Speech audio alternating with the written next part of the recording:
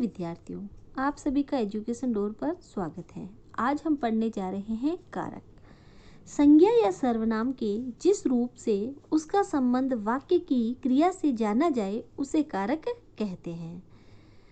कारक को प्रकट करने के लिए जिन चिन्हों का प्रयोग किया जाता है उन्हें कारक की विभक्तियां या परसर्ग कहते हैं।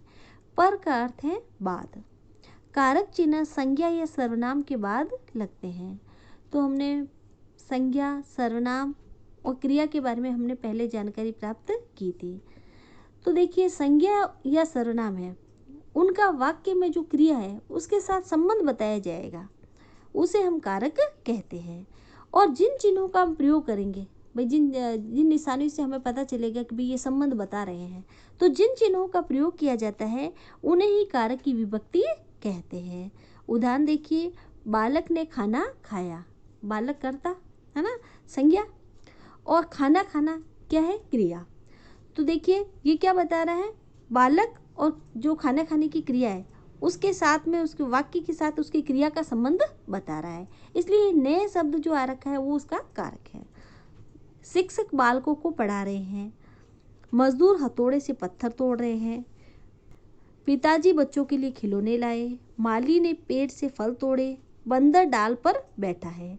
तो देखिए इन वाक्यों में ने, को, से, के लिए तथा पर, ये परसर्ग हैं जो संज्ञा और क्रिया के संबंध को प्रकट कर रहे हैं। वाक्यों का अर्थ समझने के लिए इन कारक चिन्हों का प्रयोग करना आवश्यक है।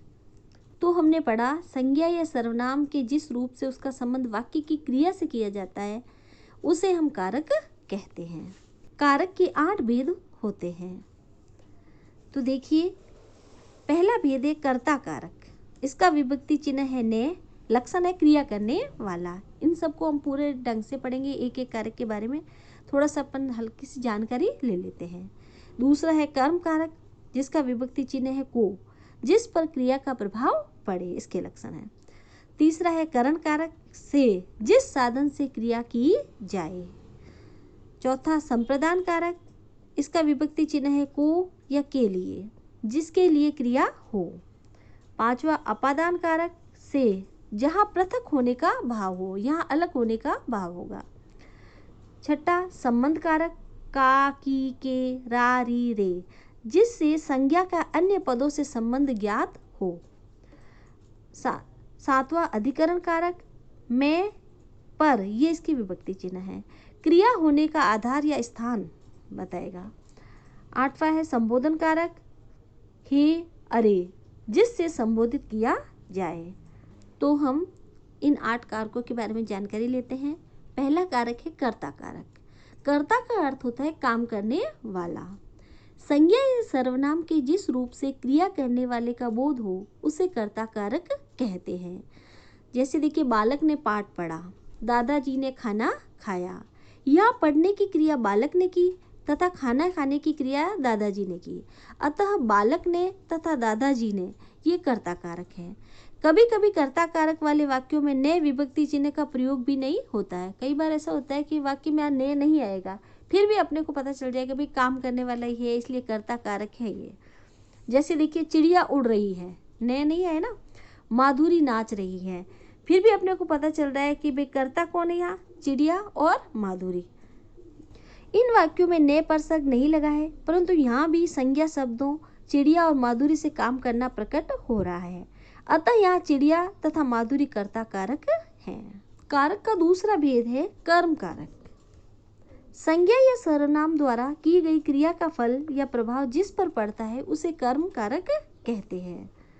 तो देखिए, माँ ने बालक को सुलाया, गुरुजी ने छात्रों को पढ़ाया। यहाँ सुलाने की क्रिया का फल बालक पर पड़ रहा है तथा पढ़ाने की क्रिया का फल छात्रों पर पड़ रहा है, अतः बालक को तथा छात्रों को ये कर्म कारक है। कभी कभी कर्म कारक में को परसर्ग नहीं होता है। जैसे देखिए, डाकिये ने पत्र बांटे, हलवाई ने मिठाई बनाई। इन वाक्यों में को परसर्ग नहीं है, परंतु यहाँ पत्र और मिठाई दोनों में कर्म कारक है।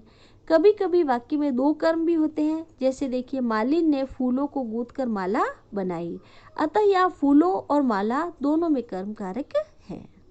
तीसरा कारक है देखिए करण कारक, जिसकी सहायता से कोई कार्य हो वह संज्ञा या सर्वनाम शब्द करण कारक कहलाता है। जैसे देखिए, लड़के ने मुरली से धुन बजाई, तो देखिए मुरली से बजाई, तो इसका क्या है भाई, जिससे कार्य किया उसके बारे में बता रहा है। बढ़ई ने आरी से लकड़ी काटी।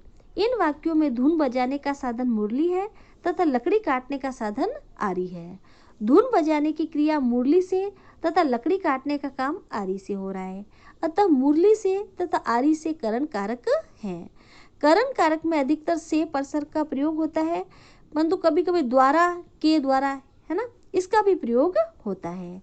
यह निर्माण कार्य मशीनों के द्वारा हुआ। जैसे देखते हैं, मोहन के द्वारा बांसुरी बजाई गई। चौथा कारक है संप्रदान कारक। संप्रदान का शाब्दिक अर्थ है देना। जिसके लिए कोई कार्य किया जाए या जिसे कुछ दिया जाए, वह संज्ञा या सर्वनाम पद संप्रदान कारक होता है। जैसे मधुर दादाजी के लिए फल लाया, माँ ने गाय को चारा दिया। यहाँ दादाजी तथा गाय के लिए काम किया जा रहा है। दादाजी के लिए फल लाने का तथा गाय को चारा देने का काम किया जा रहा है, अतः दादाजी के लिए तथा गाय को में संप्रदान कारक है। पांचवा कारक है अपादान कारक। संज्ञा के जिस रूप से एक वस्तु का दूसरे से अलग होने या तुलना करने का भाव प्रकट होता है, उसे अपादान कारक कहते हैं। जैसे लता से फूल झड़ गए, चिड़िया पेड़ से उड़ गई। यहाँ देखिए, फूलों का लता से, चिड़िया का पेड़ से अलग होने का भाव प्रकट हो रहा है, अतः लता से तथा पेड़ से अपादान कारक है।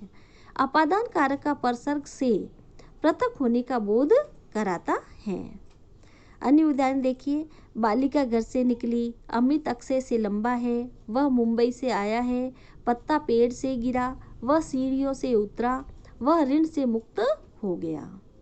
तो इस प्रकार अपादान कारक का भाव होता है अलग होने के भाव को दर्शाता है।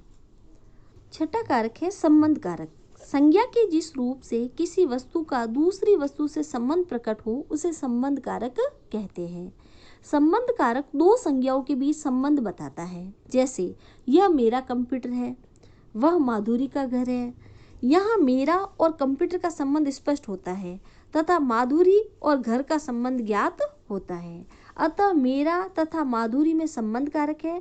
संबंध कारक में का, की, के तथा रा, री, रे परसर्ग आते हैं। तो हम पढ़ते हैं सातवां कारक अधिकरण कारक। संज्ञा या सर्वनाम के जिस रूप से क्रिया के आधार या उसके होने का स्थान या समय का बोध होता है, उसे अधिकरण कारक कहते हैं। जैसे बच्चे कक्षा में बैठे हैं, घड़े पर कौवा आ बैठा। यहाँ कक्षा में तथा घड़े पर से क्रिया संपन्न होने के स्थान का बोध हो रहा है, अतः इनमें अधिकरण कारक है। अधिकरण कारक का परसर्ग में तथा पर है। कारक का आठवां भेद है संबोधन कारक। शब्द के जिस रूप से किसी को बुलाने या पुकारने का भाव प्रकट हो, उसे संबोधन कारक कहते हैं। संबोधन का अर्थ है पुकारना। जैसे अरे अंकित इधर आओ, हे ईश्वर सबकी रक्षा करो। यहाँ अरे अंकित तथा हे ईश्वर में संबोधन कारक हैं। संबोधन कारक का परसर्ग अरे तथा हे है। तो आज हमने कारक को पढ़ा, समझा। इससे संबंधित कुछ विशेष बातें जो याद रखने लायक हैं वो मैं दोबारा आपको समझाती हूँ। जैसे देखिए, संज्ञा या सर्वनाम का शेष वाक्य से संबंध जोड़ने का काम जिन चिन्हों से होता है वे कारक कहलाते हैं। कारक के 8 भेद होते हैं: कर्ता कारक, कर्म कारक, करण कारक, संप्रदान कारक, अपादान कारक, संबंध कारक, अधिकरण कारक, संबोधन कारक। और इनके विभक्ति चिन्हों के बारे में हमने जानकारी प्राप्त की। कारक चिन्हों को विभक्ति चिन्ह या परसर्ग भी कहते हैं। Dear student, please like my video and subscribe my channel. अगर आपको कुछ भी डाउट हो तो कमेंट करके बताएं। अगली वीडियो की नोटिफिकेशन के लिए बेल आइकन को क्लिक करें और हमारी पुरानी वीडियोस की लिंक डिस्क्रिप्शन में है, तो आप देख सकते हैं। Thank you.